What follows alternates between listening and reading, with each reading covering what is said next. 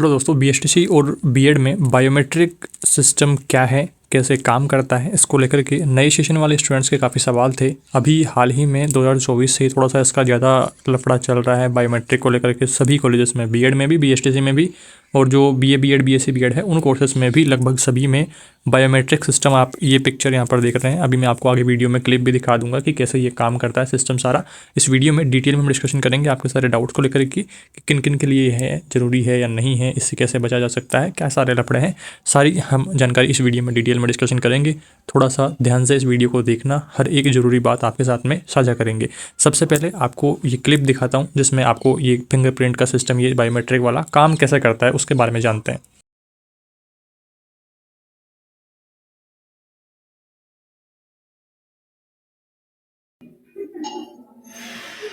Thank you. अभी video clip में आपने देखा कि ये जो बायोमेट्रिक सिस्टम है वो काम कैसे करता है, कैसे इसमें एक अंगुली आपको इसमें फीड करनी होगी, ऐड करनी होगी, फिर वही आपको डेली यहाँ पर प्रेजेंट आपके काम में आने वाली है। इसमें देखिए, चाहे आपके बैच में 100 स्टूडेंट हों या फिर 50 स्टूडेंट हों, सभी की इन्फॉर्मेशन इसमें अपडेट करी जाती है।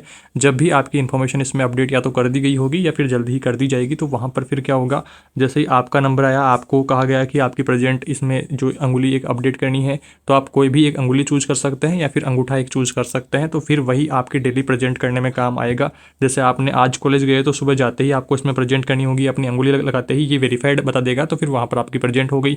जब आपकी क्लासेस खत्म होगी, क्लासेस खत्म होते समय वापस आते टाइम भी आपको प्रेजेंट करनी होगी, वापस से अंगुली वहाँ पर लगानी होगी कि मैंने क्लासेस सारी कंप्लीट कर ली है, टास्क कंप्लीट कर लिया। इस तरह से आप समझिए।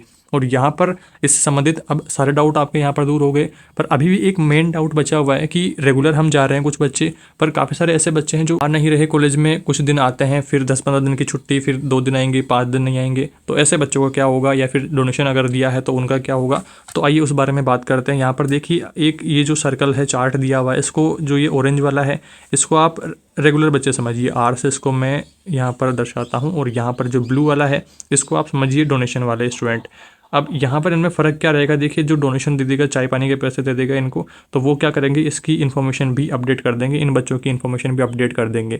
अब रेगुलर वालों को वो क्यों कहते हैं कि इनसे कोई भी फ़ायदा इनसे नहीं हो रहा है रेगुलर बच्चों से। ये सिर्फ क्या करेंगे, आप कॉलेज जाएंगे तो इनको क्लासेस लगानी पड़ेंगी, टीचर हायर करने पड़ेंगे, बाकी सारी एक्टिविटीज़ करवानी पड़ेगी, तो वो सारा काम रेगुलर बच्चों के लिए रहता है, तो इनको मेहनत करनी पड़ेगी। तो फिर इनके ऊपर क्या करते हैं कॉलेज वाले, सारे रूल्स थोपते हैं, एक सिस्टमेटिक तरीके से काम करते हैं। अगर आप एक ऑफिशियल तरीके से देखेंगे तो वो काफ़ी चीज़ें सही भी है। जैसे कुछ कॉलेजों में प्रार्थना बुलाई जाती है, आपको सामने खड़ा करवा करके अखबार वगैरह की एक्टिविटीज़ वो करवाई जाती है, अखबार पढ़वाया जाता है, ताकि आपकी झिझक दूर हो और बच्चों के सामने जब आप खड़े होंगे तो कॉन्फिडेंटली आप खड़े हो सकें। क्लास में जो माइक्रो टीचिंग सिस्टम सारा रहता है, माइक्रो टीचिंग करवाते हैं, तो फिर उसमें क्या रहता है कि बच्चों के सामने खड़ा होने की झिझक आपकी दूर होती है। अलग अलग एक्टिविटीज़ जो भी सारी रहती हैं वो आपके फ़ायदे के लिए होती हैं। पर कुछ बच्चे इसको क्या कहते हैं कि हमें परेशान किया जा रहा है कि हम भी डोनेशन दे दें, तो वो आपको ऐसा नहीं सोचना है। आपको बहुत कुछ सिखाया जाएगा अगर आप रेगुलर जाते हैं। तो पहली बात तो आपको बच्चों के सामने खड़ा होने का कॉन्फिडेंस वगैरह वो सारी चीज़ें आएंगी।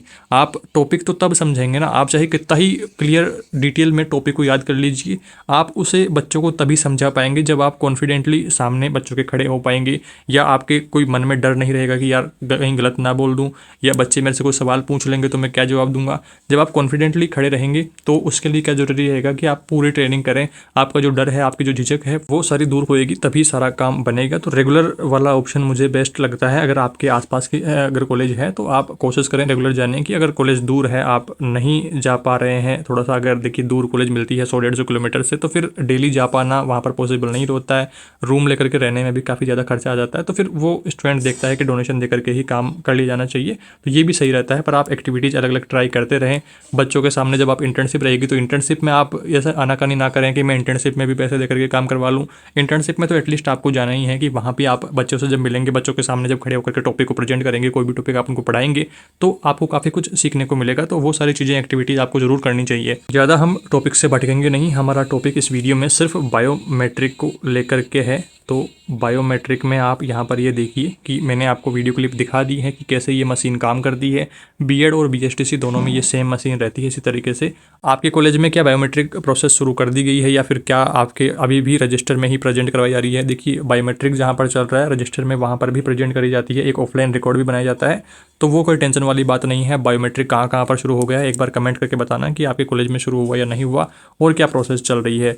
फिलहाल जो आपका बायोमेट्रिक को लेकर के डाउट था वो मैंने इस वीडियो में पूरी तरह से दूर करने की कोशिश करी है कि जो रेगुलर बच्चे आ रहे हैं उनको ही सारे रूल्स फॉलो करने होते हैं, बायोमेट्रिक सिस्टम सारा गुजरना पड़ता है ताकि एक सिस्टम सारा बना रहे। और जो डोनेशन वाले हैं पैसे देकर के सारा सिस्टम काम हो जाता है और वो एडजस्टमेंट सारा कर देते हैं, फिंगरप्रिंट वगैरह सारी अपडेट हो जाती है, प्रेजेंट करवा देते हैं। बायोमेट्रिक चालू करने का मतलब भी यही था कि सभी बच्चे प्रेजेंट रहें। और आप ये भी जानिए कि शिक्षक अगर आप बन रहे हैं तो शिक्षक बनने की जब आप पूरी ट्रेनिंग ही नहीं करेंगे तो फिर आप कैसे शिक्षक बन पाएंगे। बच्चों के सामने खड़ा होना, टॉपिक को कैसे प्रेजेंट करना है, आपसी जो व्यवहारिक अपना वातावरण है उसके अनुसार टॉपिक को कैसे जोड़ करके बच्चों को समझेंगे अपने व्यवहार से, तो वो सारी चीज़ें भी सीखना जरूरी होता है। एक आप सिर्फ किताबी ज्ञान के तौर पर ही बच्चों को पढ़ाएंगे तो वो कोई महत्व नहीं रखता है, वह सार्थक नहीं होता है। ये सारी चीज़ें आप जानते हैं, ज़्यादा कुछ आपको बताने की ज़रूरत नहीं है, सभी को सिस्टम सारा पता है। बायोमेट्रिक से संबंधित आपके सारे डाउट्स इस वीडियो में दूर हो गए हैं। कोई भी डाउट समस्या आपकी रहती है तो कमेंट करके बताइएगा, आप कमेंट का रिप्लाई देने की पूरी कोशिश रहेगी। या फिर कोई बड़ा डाउट ऐसा रहा तो फिर हम नेक्स्ट वीडियो में इस पर डिस्कशन कर लेंगे, एक पार्ट 2 इसका अपन ले आएंगे, तो वो कोई दिक्कत नहीं रहेगी।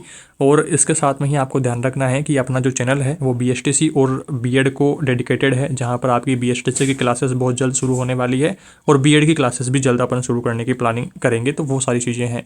और आपको टेलीग्राम चैनल अपना ज्वाइन कर लेना है, जो भी स्टूडेंट्स टेलीग्राम पर हैं तो टेलीग्राम पर अपने 11,000 BSTC बीएड के स्टूडेंट्स जुड़े हुए हैं, तो वो आप ज्वाइन करिए। साथ में ही आप अपना इंस्टाग्राम पेज आप ज्वाइन कर सकते हैं, जहां पर आपको डेली जो अखबार में अपडेट्स आती हैं करंट अफेयर रिलेटेड या फिर एजुकेशन अपडेट्स जो भी, वो सारी आपको पेपर कटिंग के तौर पर दिखाई जाती है, बताई जाती है वहां पर, ताकि आपका जो करंट अफेयर की तैयारी है वो भी हो सके। आप ये जानते हैं कि आपकी जब टीचिंग वैकेंसीज रहेंगी, चाहे वो रीट हो या फिर रीट मेंस आगे वाली हो, उनमें जीके का बड़ा रोल रहता है। तो वो जीके आपका तैयार हो उसके लिए आपके लिए इंस्टाग्राम पेज बनाया गया है, जिसे आप ज्वाइन करके डेली करंट अफेयर सारी चीज़ें आप पता कर सकते हैं। तो सभी अपने पेजेस को ज्वाइन जरूर करें। डिस्क्रिप्शन में नीचे वीडियो के लिंक दिया हुआ है, और अगर कोई दिक्कत समस्या रहती है तो आप कमेंट कर दीजिएगा, मैं कमेंट रिप्लाई दे करके आपके डाउट्स को दूर करने की कोशिश करूंगा। इस वीडियो में दोस्तों इतना ही। वीडियो को लाइक जरूर करें, अपने दोस्तों तक शेयर करें, चैनल पर नए हैं तो सब्सक्राइब करें इसी तरह की इंपॉर्टेंट वीडियोज़ के लिए। Thank you for watching this video.